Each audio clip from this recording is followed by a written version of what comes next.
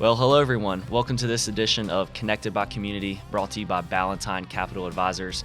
We are a local podcast featuring businesses, nonprofits, and other interests in the community. Today I'm joined with my fellow host, Anthony Colincheco, and also Allison and Amy from Bridged. Welcome. Thank you guys for having us. So thank you guys for coming on today, and very excited to hear what you guys are doing in the community. So I guess before we jump in, tell us a little bit about yourself personally and professionally. All right, so my name is Allison, and I am married to my husband, Todd. We have 3 kids, and I'm a former high school math teacher, and I currently stay home with the kids, take care of them, and then been launching Bridged here with Amy for the last couple of years. Awesome. My name's Amy Hibbs. I also have 3 children. My background is I'm an occupational therapist, and 2 of my children have disabilities, my middle son and my youngest son. Awesome. Well, thanks again for coming on and sharing that, and excited to learn about a little bit more about Bridge. So I guess tell us what was the background to wanting to start that, and then your new program, Wings, that just came out, and kind of walk us through what that's going to look like this year. Well, Bridged originally came about because of our children's transition into public school. And when they transitioned in, we realized that there was a need for transition and inclusion services for them, and that there was just also a need in their schools for students and teachers and staff to be educated and to be aware about disability. And also we realized that there was a gap in the curriculum about disability history. And so because of that, we came up with a program for elementary schools called Wings. So one thing that we learned is that by the age of 3, children begin to notice each other's differences, the differences that we have in skin color, our ability level, that sort of thing. But by the age of 4 and 5, children start to fear those differences. And we were experiencing that even within our own households. I had a conversation with my son one day. He was telling me that he was sharing with his friends in class about his sister, his younger sister, and his friends did not know about his other sister that had a disability. And I asked him why, and it wasn't malicious, but he said, I don't know how to tell them because they don't have siblings with disabilities. And so that was where that fire started in me, and Amy and I have known each other for several years.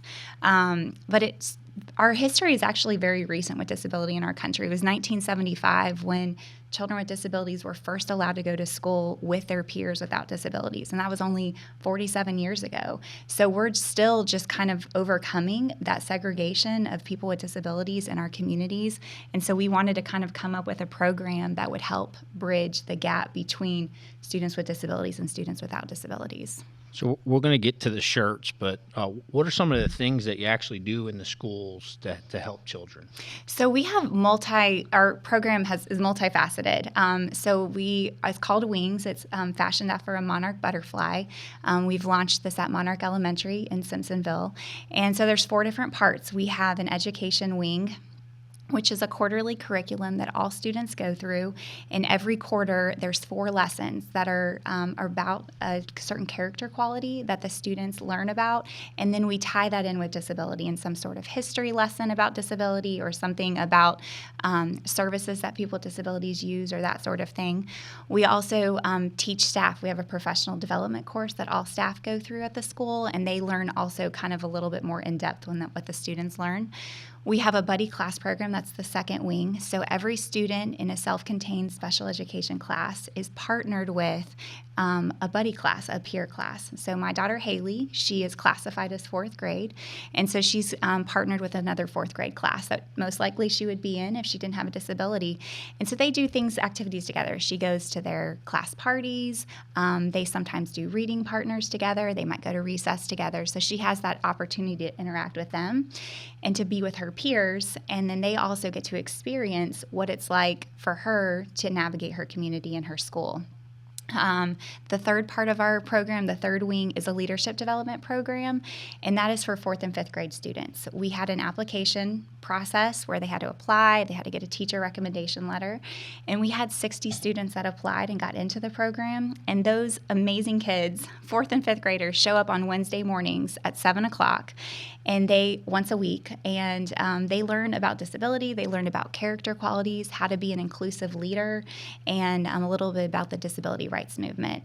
And then the last wing, the fourth wing of our butterfly, is community partnerships. And so we've had some awesome, we had Barnes & Noble partner with us last year, Target, Able, South Carolina, the Developmental Disabilities Council in Columbia, a lot of different small organizations, some larger, that have partnered with us, whether donating resources or giving us a financial donation. This year, Shriners of Greenville has sponsored our Disability Awareness Week, which launches tomorrow. Awesome.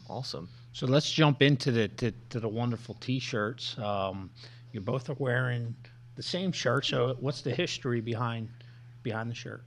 So part of the Wings program, I'm going to back up just a little bit. We wanted every student that walks through their elementary school door, we wanted them to know that they don't just go to that school, that they're an active participant in their school. And so part of that with Wings is that every March we celebrate Disability Awareness Week. And in South Carolina, it's the 33rd year that the governor has declared March Disability Awareness Week. So what we do at Monarch is we launch it tomorrow. We're excited about it, and we'll celebrate through next week. But our entire school, staff and students, they learn more about disability. We do a school-wide timeline project that we're going to do. So the whole school, every class collaborates to do a school-wide project. And is there anything else you want to add about what we're doing? So we feel like it's important for our students to understand that disability is a part of diversity. Sometimes they don't realize that that's part of the culture and the diverse culture that we have in America, which is a beautiful thing. And so they're learning that this is part of the diversity. We think it's important for them to understand that because it helps to breed empathy in these children. It helps them to have stronger relationships with their peers and their communities. So we have an author who lives in Maine who's doing a virtual author visit with our students tomorrow. She's going to read a book that she wrote about part of the disability history in America. The school-wide project is really fun. I'm trying to think of some of the other fun things we have planned next week. Every day, all the students have a different lesson. In the general education classrooms, we've written lesson plans for the students in special education. All of the related arts teachers also have a particular hero from disability history that they'll be studying in the related arts class that Amy and I have written lessons for them as well. So there's just all different aspects they're going to be confronted with disability history and heroes from America. And just something interesting to point out that Allison and I didn't even realize is that in South Carolina, disability history is not a social studies standard in the curriculum. So our students throughout South Carolina don't learn about disability history. So we told our leadership development students yesterday that this week they're not only going to be learning about history, but they're going to be making history because they're going to be the first group of students in South Carolina to study this part of history. Wow, that's awesome. As a parent, I have two young girls. Neither have a disability. What could we do as parents to help our children be more aware? Even myself as a parent, to be more aware. I know you're only in one school. Is your goal to get into other schools as well? So if you could just... Sure. We do have a social media page that we try to bring awareness and tell stories. We tell stories about our children. We like to feature books.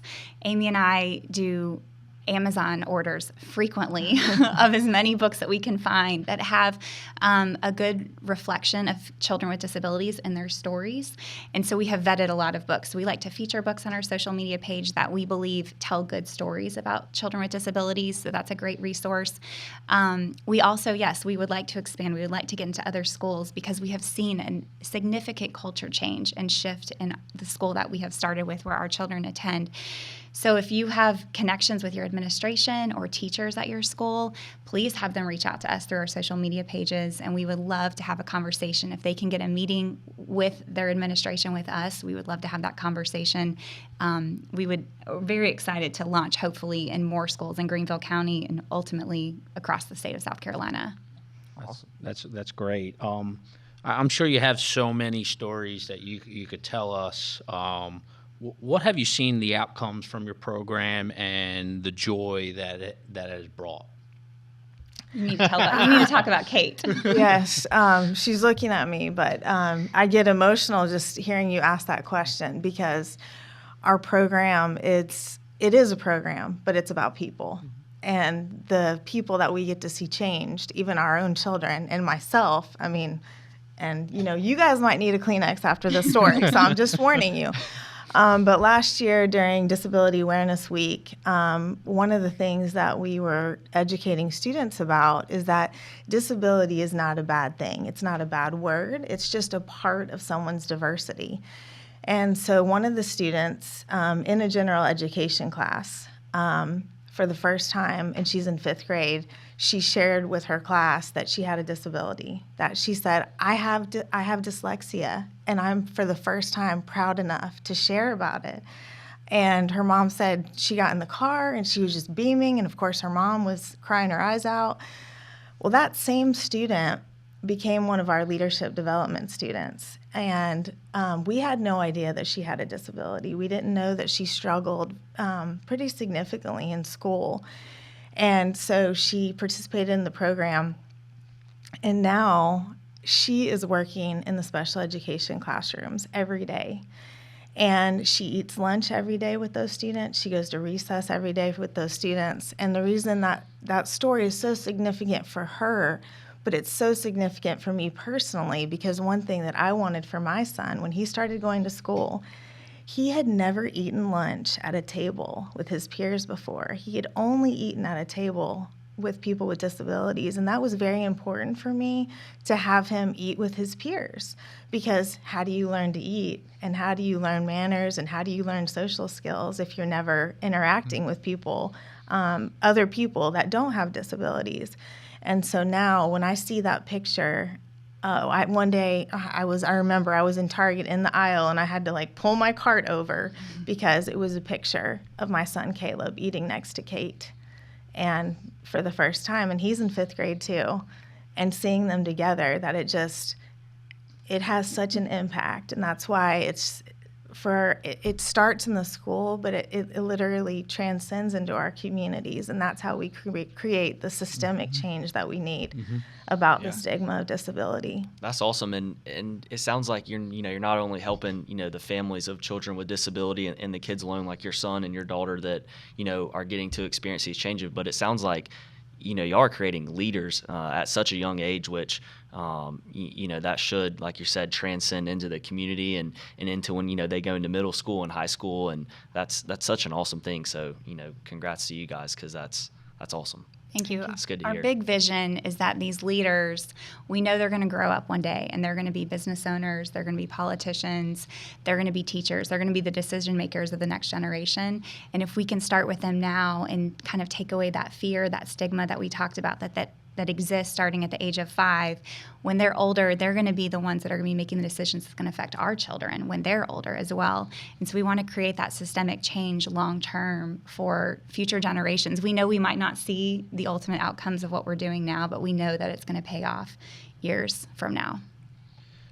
And I know it's probably hard for the children, but I'm assuming it's also hard for the whole family, right? So Absolutely. What are some things that for parents that do have children with disability, what are some things that they could read up on helping those children, but also helping maybe other siblings in the household?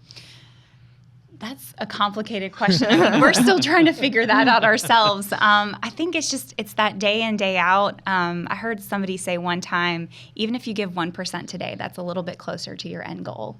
And because sometimes it's hard to give 100% every day, or even 50% of yourself.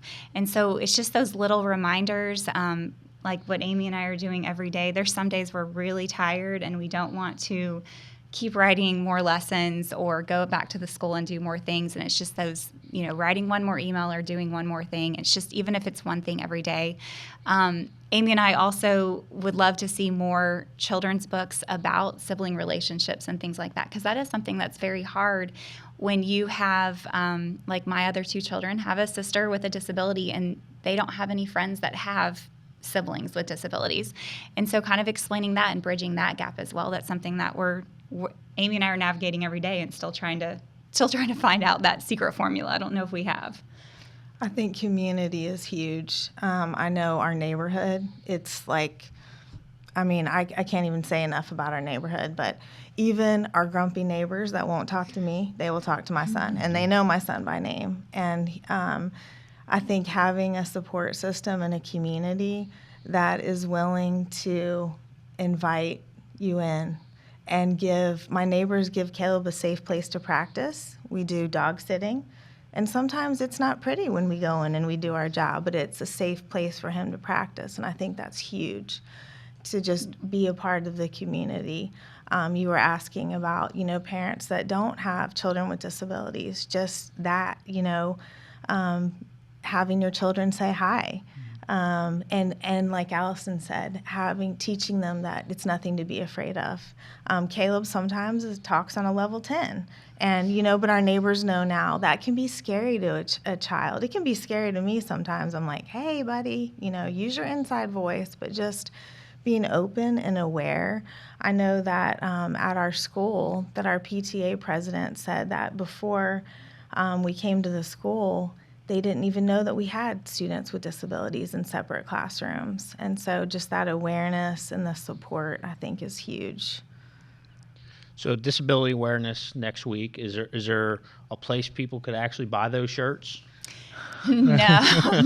These were all purchased through the donation that Shriners gave us. Okay. And so all the staff at Monarch was able to receive a shirt. But maybe someday we'll do the merchandise thing. And I know you're working on becoming a nonprofit. Once that happens, is there a way for people to sort of help donate and actually volunteer some time to actually help? Absolutely. We are hoping that's one thing. We're looking to get hopefully some grants.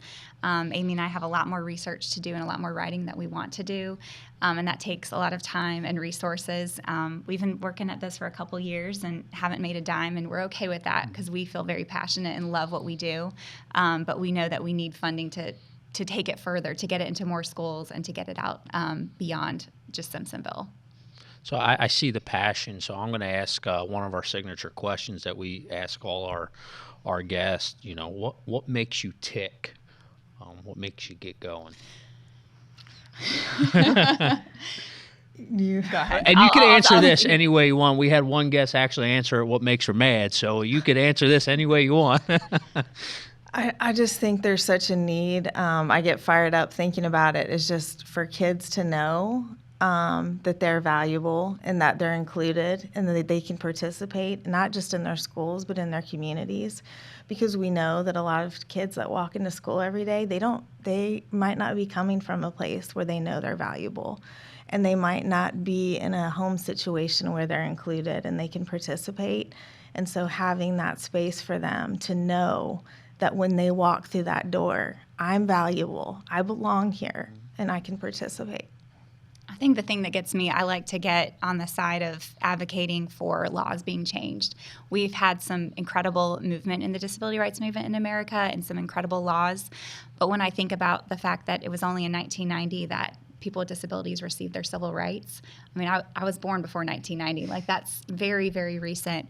And so I would love to see that opportunity, like things like Wings, is going to kind of make people think about just the future of these people so that there's not so much red tape for our children in the future. Amy and I sometimes get bogged down by just the insurance and the red tape that we have to deal with on a daily basis because of our children's disability. And I would love to see in our communities that there are not barriers, that they have more accessibility, that they're included, like Amy said, that when there's an event in our community in Greenville, that there is people that are being asking the questions, how can we make this accessible so that every person in our community can be involved, can participate, can be included, because that's something, a barrier that Amy and I experience on occasion, where we want to be involved in an activity in our community, but we can't take our children.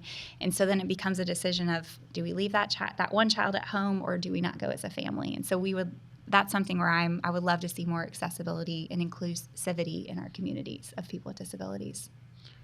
Well, we started this podcast over almost a year ago, and it's really just meant to reach out to the community and bring awareness. And I'm super excited for you both, and I'm super happy to have you both on this podcast today. It was great meeting you both. Likewise, thank you. Same, and very excited to see what comes in the future, because y'all's passion is definitely there, and just really excited to see what happens, and if we can help advocate in any way and get you guys back on here when you get in more schools, that'd be awesome, and we'd really enjoy that. So thanks again for coming. Thank you. So How could people contact you? People listening from on our audience, how could they reach out?